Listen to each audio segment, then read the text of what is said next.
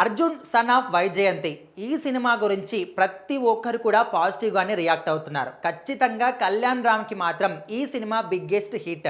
And అదేవిధంగా Vijayashanti reentry మాత్రం ఇది ఖచ్చితంగా బ్లాక్ బస్టర్ హిట్. తనకి మాత్రం కంబ్యాక్ అనే విధంగా ప్రతి ఒక్కరు కూడా ఫీల్ అవుతున్నారు. ఎందుకంటే ఈ సినిమా మొత్తం మీద కూడా సన్ మదర్ వీళ్ళిద్దరి బాండింగ్ అనేది, వాళ్ళిద్దరి మధ్య సెంటిమెంట్ అనేది చాలా బాగా వర్కౌట్ అయిపోయింది. ప్రతి ఒక్కరు చూసిన వాళ్ళందరూ కూడా వాళ్ళ రియల్ లైఫ్లో తల్లిదండ్రులు కానీ ఒక తల్లి కొడుకు ఏ విధంగా ఉంటారని ప్రతి ఒక్కరు కూడా ఫీల్ అవుతున్నారు. సినిమా చూసి బయటకు వచ్చిన వాళ్ళందరూ కూడా అదే విషయాన్ని చెప్తున్నారు. సో మొత్తానికి ఈ సినిమా స్టోరీ విషయానికి వస్తే విజయశాంతి, కళ్యాణ్ రామ్ ఇద్దరు కూడా తల్లి కొడుకులు.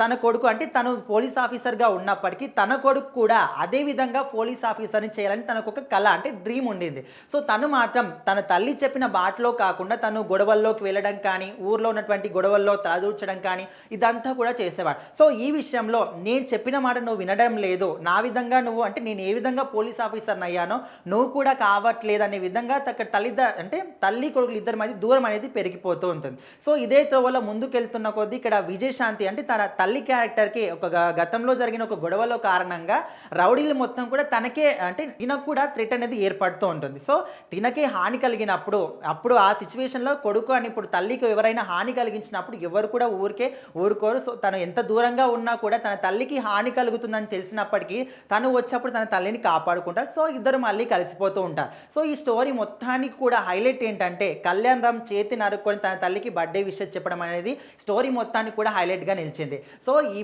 అంటే ఇన్ని రోజుల పాటు ఇలాంటి సినిమాలు ఎన్ని వచ్చినప్పుడు చాలామంది రొటీన్ స్టోరీ కానీ అదేవిధంగా డైరెక్టర్ స్టోరీని సరిగ్గా తీసుకెళ్ళి ఇట్లా రకరకాలుగా అనుకున్నప్పటికీ చూసిన వాళ్ళందరూ మాత్రం పాజిటివ్గానే రియాక్ట్ అవుతున్నారు. ఖచ్చితంగా కళ్యాణ్ రామ్ ఇదే విధంగా ముందుకెళ్తే మంచి మంచి హిట్లు సంపాదిస్తాడు. ముందు కూడా తన తమ్ముడు ఎవరైతే ఉన్నారో జూనియర్ ఎన్టీఆర్ అంత స్థాయి కూడా ఖచ్చితంగా వెళ్తాడని అందరూ కూడా అనుకుంటున్నారు. సో మరి విజయశాంతి ఈ సినిమాలో చేసినటువంటి ఫైటింగ్ విషయానికి వస్తే ఇప్పట్లో ఉన్నటువంటి అప్పటి నుంచి ఎవరైతే హీరోలు వస్తున్నారో ఇటు బాలకృష్ణ కావచ్చు, వెంకటేష్ కావచ్చు, మెగాస్టార్ చిరంజీవి గారు కావచ్చు, వీళ్ళందరూ కూడా విజయశాంతి లాగా ఇప్పటికీ ఫైటింగ్ చేయలేరు.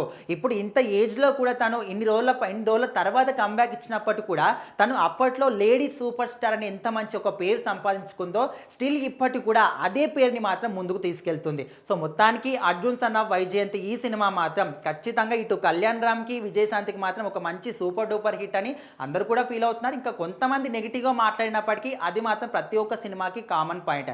అటు ప్రభాస్ కావచ్చు, జూనియర్ ఎన్టీఆర్, రామ్ చరణ్ పెద్ద పెద్ద సినిమాలు చేసినప్పటికీ కూడా ఆ సినిమాలకి ఫస్ట్ డే ఫస్ట్ షోకే ఈ సినిమా బాగాలేదని చాలామంది కావాలని చెప్తూనే ఉంటారు. ఇది ప్రతి ఒక్క సినిమా కూడా కామన్. కాకపోతే సినిమాలో కంటెంట్ ఉన్నప్పుడు, అందులో కథ ఉన్నప్పుడు ఎవరు కూడా ఆ సినిమాని ఆపలేరు. సో అదే త్రోవలో మాత్రం ఇటు Arjun son of Vyjayanthi cinema కూడా ముందుకు దూసుకెళ్తుందని ఆ సినిమా ఫ్యాన్స్ అందరూ కూడా అనుకుంటున్నారు.